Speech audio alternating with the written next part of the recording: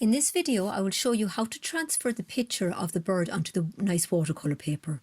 You will need your tracing of the bird that you did, the nice watercolour paper, a sheet of ordinary A4 white paper, your 2B pencil and 5B pencil or the darkest pencil you have, a pencil sharpener, masking tape, an eraser and the picture of your bird.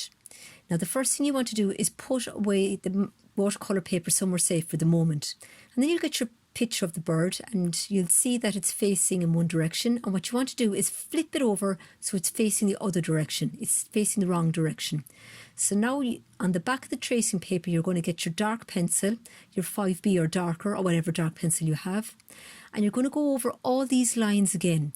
Now you want to go over them quite heavy because you want to be the pencil to be able to transfer over for the next stage. So make sure you go over all the lines.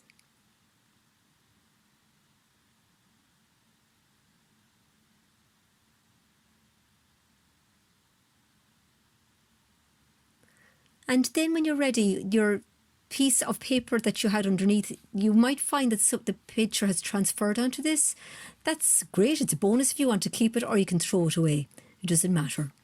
But now what you're going to do is you're going to get your nice watercolour paper and you're going to get your tracing of the bird, making sure it's facing in the correct direction. It's facing to the right. And what I'm doing here is I'm moving the tracing paper around until I'm happy with the position of it on the watercolour paper. So this means that it mightn't necessarily be exactly one on top of the other. It might be slightly moved until you're happy with the position. And then in this case, I'm putting masking tape along the top and a little bit on the side, just to make sure that that tracing paper is very steady and won't move, because I don't want the tracing paper to move for this next part. Then I get my 2B pencil, make sure it's nice and sharp.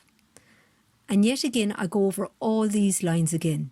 Now you could use a knitting needle for this, but whichever thing that you use, either the pencil or the knitting needle, make sure that you lean heavy on the line to make sure that the line transfers onto the watercolour paper.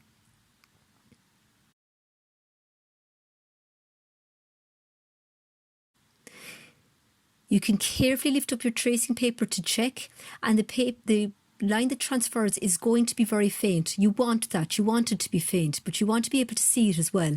So just make sure that you go over all the lines and check every now and then if you have to. So then when you have everything done, your picture is transferred. As I said, it's going to be very faint. It's going to look something like this. Just make sure that you can see it. You can take your tracing paper off, the watercolour paper, get another sheet of A4 ordinary paper and stick your tracing paper facing the correct direction. So the bird is going to be facing to the right. Just stick this onto some paper. This is just to stop your tracing paper smudging everything else that you put into the pile. And now what you're going to do with the clean rubber, you may have to clean it off a table first, is gently go over the watercolour paper to remove any smudges that might have transferred that you don't want. And then with your 2B pencil, if there's anything else you want to include in your drawing or fix, you can do it at this stage. Just make sure that you draw lightly enough that it isn't strong but you can still see it. The reason being that when we put watercolour paint on this in the next stage, we don't want the pencil dominating the painting. We just want to have it so that we can barely use it as a guideline for our paint.